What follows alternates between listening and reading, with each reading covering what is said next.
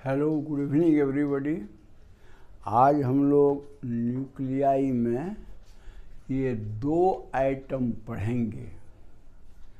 पहला है gamma DK और एक छोटा और आइटम है properties of alpha beta and gamma decay. तो सबसे पहले हम लोग समझेंगे कि गामा डीके क्या है। तो देखिए, गामा डीके एक ऐसा प्रोसेस है जिसमें कोई न्यूक्लियस जो एक्साइटेड स्टेट में है और जिसका एनर्जी ज़्यादा है, वो फोटोन छोड़ के वो लोअर एनर्जी लेवल में आके स्टेबिलिटी को प्राप्त करता है। इसी प्रोसेस को गामा ये डीके कहते हैं। हम समझते हैं, बात आप समझ गए होंगे, फिर बता देते हैं कि गामा डीके एक ऐसा प्रोसेस है जिसमें कोई हाई लेवल एनर्जी वाला जो न्यूक्लियस है वह फोटोन छोड़ के, यानी एनर्जी छोड़ेगा तो फोटोन के रूप में एनर्जी छोड़ेगा, फोटोन छोड़ के वो लो एनर्जी लेवल में पहुंचता है ताकि वो स्टेबिलिटी को अटेन करे। इसी प्रोसेस को कहते हैं गामा डीके। अब है कि जो हम लोग एटॉम का भी एनर्जी लेवल के बारे में पढ़े हैं, जैसे हाइड्रोजन एटॉम का different energy level, ground states and excited states के बारे में पढ़े हैं। तो गामा रे वाला में क्या है कि न्यूक्लियस भी जो है उसी तरह डिफरेंट एनर्जी लेवल स्टेट्स में होता है। और जब मान लीजिए अल्फा या बीटा डीके होता है, ठीक से समझिए इस बात को, जब किसी भी न्यूक्लियस का अल्फा और बीटा डीके होता है तो डॉटर न्यूक्लियस जो बनता है, यानी प्रोडक्ट वाला जो न्यूक्लियस बनता है, आमतौर पर वो एक्साइटेड स्टेट में होता है।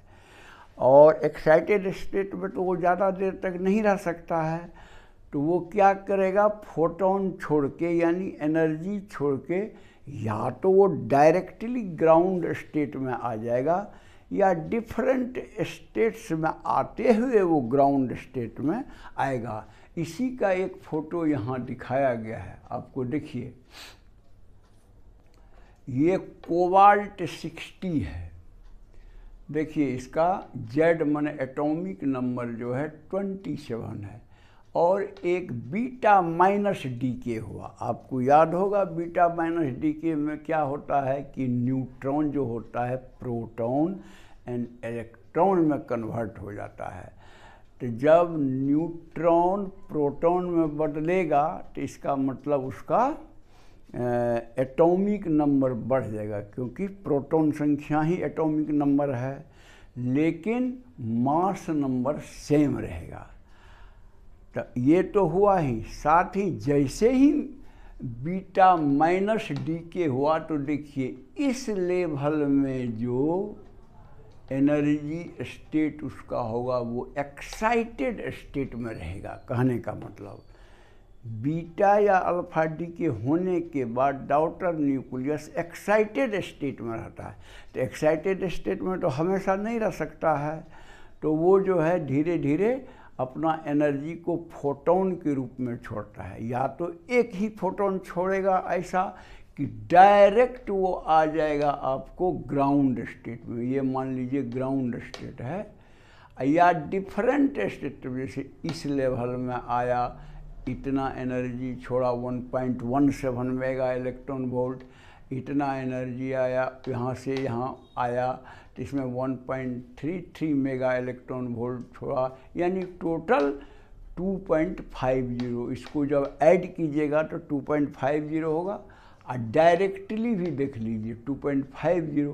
तो कहने का मतलब या तो एक के स्टेप में वो चला आएगा ग्राउंड स्टेट में, या डिफरेंट लेवल्स से डिफरेंट स्टेप्स में वो आ जाएगा।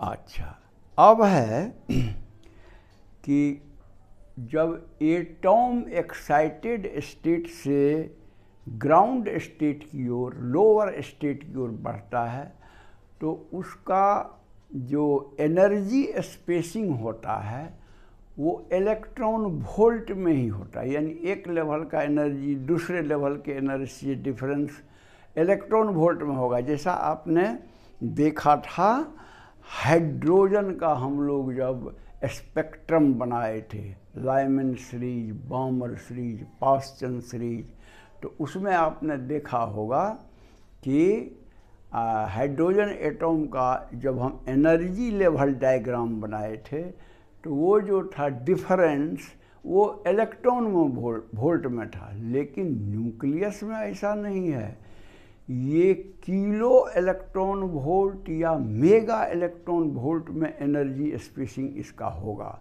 जैसे यहीं आप देख लीजिए ना, छोटा एग्जांपल कि ये देखिए इसके और इसके बीच में देखिए मेगा इलेक्ट्रॉन वोल्ट में है, इसके और इसके बीच में मेगा इलेक्ट्रॉन वोल्ट में है। यानी किलो इलेक्ट्रॉन वोल्ट या मेगा इलेक्ट्रॉन वोल्ट में दो एनर्जी लेवल में डिफरेंस हो सकता है, जबकि एटॉम का आपको सिर्फ इलेक्ट्रॉन वोल्ट में होगा, जैसा आपने देखा था हाइड्रोजन का एनर्जी लेवल डायग्राम में। अच्छा, एक बात है, तो गामा जब डीके होता है, गामा डीके, तो उसमें एटॉमिक नंबर, न्यूट्रॉन नंबर और मास नंबर ये चेंज नहीं होता है, सिर्फ एनर्जी स्टेट चेंज होता है, क्योंकि वह फोटोन छोड़ता है जो तो मासलेस है। तो कहने का मतलब एनर्जी जाएगा लेकिन उसका जेड या एन या ए में कोई फर्क नहीं पड़ेगा, वही चीज़ है। तो यहाँ देखिए कोबाल्ट 60 जो है माइनस बीटा डी के होकर के इस एक्साइटेड स्टेट में पहुँचा, और यहाँ से या तो डायरेक्ट यहाँ आ सकता है या मान लीजिए 2 स्टेप दिखा गया और निकेल 60 आपको बन गया। तो देखिए एटॉमिक नंबर दोनों का सेम है, मास नंबर 60, लेकिन उसका ये एटॉमिक नंबर 27 है, इसका 28 है। क्यों ऐसा हुआ? तो एक न्यूट्रॉन चेंज हो गया प्रोटॉन में, इसीलिए उसका ये एटॉमिक नंबर बढ़ गया। तो यही आपका गामा डीके प्रोसेस है। अच्छा, एक दूसरा आइटम भी हम लोग, चूँकि alpha beta and gamma decay हम लोग पढ़े हैं, तो थोड़ा सा ये तीनों में कंपैरिजन भी एक उसका प्रॉपर्टी दिखा के किया गया है। तो देखिए मैं बताता हूँ, देखिए 5 ठो मतलब जो करीब लिए हैं, और बहुत सारे हो सकते हैं, लेकिन 5 ठो को जो थोड़ा नोन है, सब जानते हैं। जैसे इलेक्ट्रिक चार्ज, तो अल्फ़ा पर होता है 2 यूनिट पॉजिटिव चार्ज, अब बीटा पर होता है 1 यूनिट निगेटिव चार्ज। बीटा तो आप जानते ही हैं, या तो इलेक्ट्रॉन होगा, बीटा पार्टिकल, हाँ मैंने इलेक्ट्रॉन लीजिए तो वो आपको हो गया 1 यूनिट निगेटिव चार्ज। गामा पर कोई चार्ज नहीं रहता है, वो न्यूट्रल रहता है। अच्छा, दूसरा है मास के बारे में, तो अल्फ़ा का 4 यूनिट्स मास है, क्योंकि अल्फ़ा जो है हीलियम न्यूक्लियस है, He2 मास नंबर 4 है, तो 4 यूनिट्स इसीलिए लिखा गया है। और बीटा यानी इलेक्ट्रॉन जो है उसका नेग्लिजिबल मास है, नेग्लिजिबल बीटा का।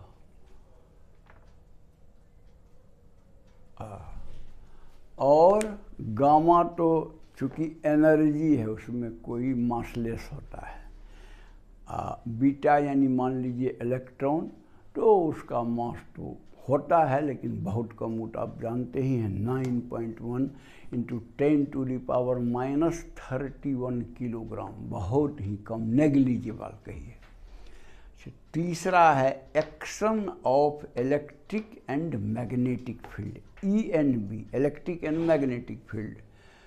तो अल्फा पार्टिकल पर क्या होता है कि डिफ्लेक्टेड टुवार्ड्स कैथोड, अल्फा चूँकि पॉजिटिव होता है इसलिए वो कैथोड मन इलेक्ट्रिक फील्ड के माइनस साइड में जाएगा। अच्छा, और ये बीटा इलेक्ट्रॉन जो निगेटिव चार्ज वाला है deflected towards anode, positive electrode की ओर जाएगा एनोड की ओर, क्योंकि ये खुद इलेक्ट्रॉन माइनस चार्ज होता है। और ये तो कोई डिफ्लेक्शन ही नहीं होगा क्योंकि इस पर तो कोई चार्ज ही नहीं है, तो कोई फील्ड का असर ही नहीं होगा। अच्छा,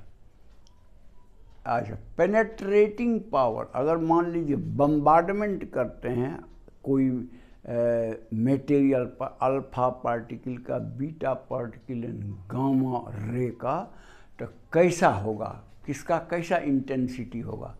तो कहता है पेनेट्रेटिंग पावर अल्फा पार्टिकल का लो है in comparison to beta and gamma. अब बीटा का क्या है देखिए, 100 times of alpha, 100 into alpha, मैंने अल्फा का जितना है उससे 100 गुना है, और गामा का बीटा का जितना है उससे 10 गुना है।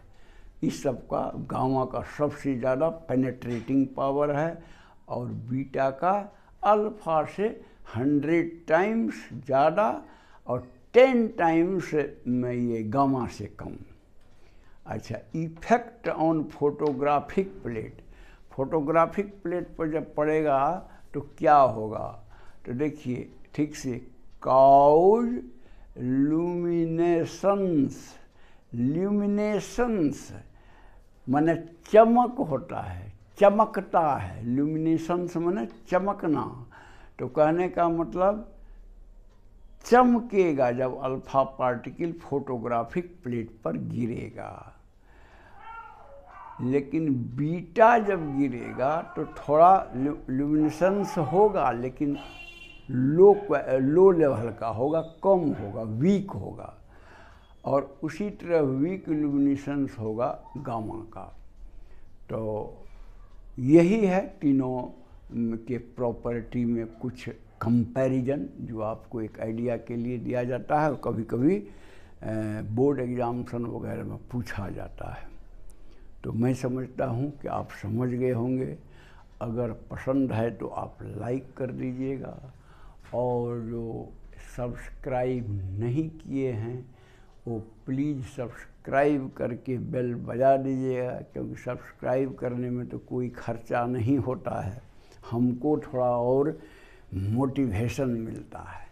अच्छा, दूसरे को मदद करना है तो आप उसको व्हाट्सएप वगैरह से शेयर कर दीजिए, ताकि जो नहीं मान लीजिए कहीं ट्यूशन कोचिंग कर सकता है तो उसको मदद मिल जाएगा ये वीडियो देखने के बाद। That's all, thank you.